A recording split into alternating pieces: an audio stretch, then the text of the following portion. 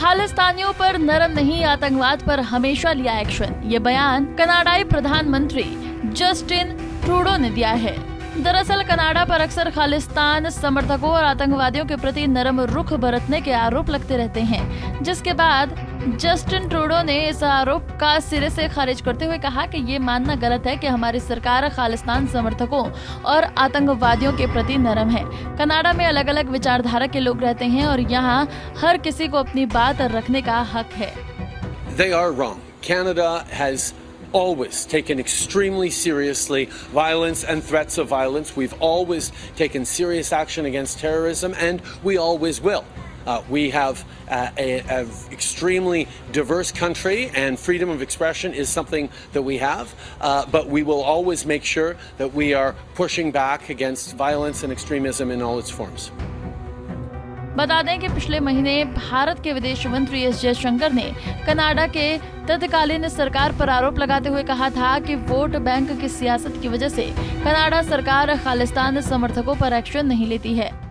How Canada has dealt with the Khalistani issue has been a long-standing concern, because very frankly they seem to be driven by vote bank politics, and their responses have all been, to the best of my understanding, actually constrained by what they regard as vote bank compulsions on them.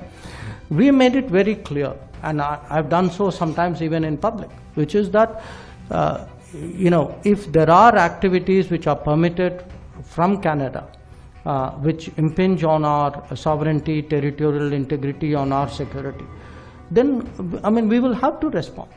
So it is something which is I would say a continuing conversation with Canada, not always a satisfactory conversation, but it is something on which we have been very, very clear, and you can see that in many ways over the last few years it has impacted our ties.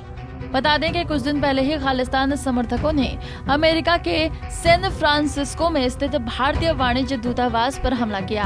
आग लगाने की कोशिश की गई। America, Canada से लेकर Australia तक खालिस्तानियों की नापाक साजिश की घटना सामने आती रहती है। सबसे बड़ी बात यह है कि खालिस्तानी समर्थकों ने सैन फ्रांसिस्को में स्थित इंडियन कॉन्सुलेट में आग लगाकर इस घटना का वीडियो भी जारी किया है और वीडियो में 18 जून को मारा गया आतंकी हरदीप निज्जर की हत्या का बदला बताया गया है।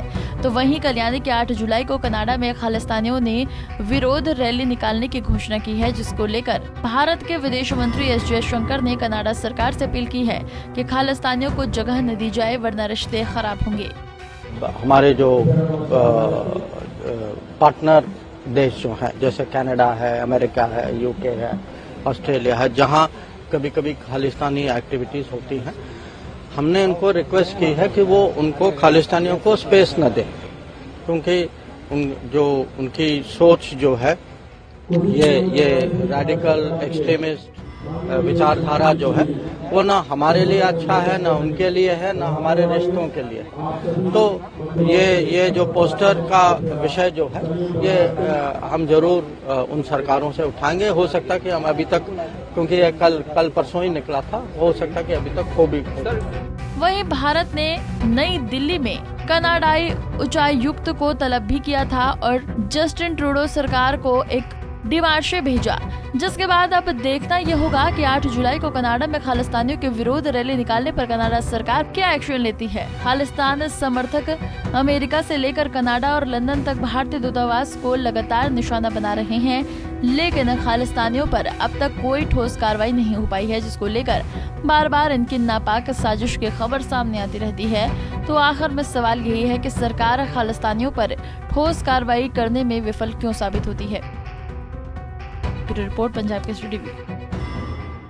हमसे जुड़े रहने के लिए हमारे YouTube चैनल को सब्सक्राइब करें और नई वीडियो की नोटिफिकेशन के लिए बेल आइकॉन को दबाएं।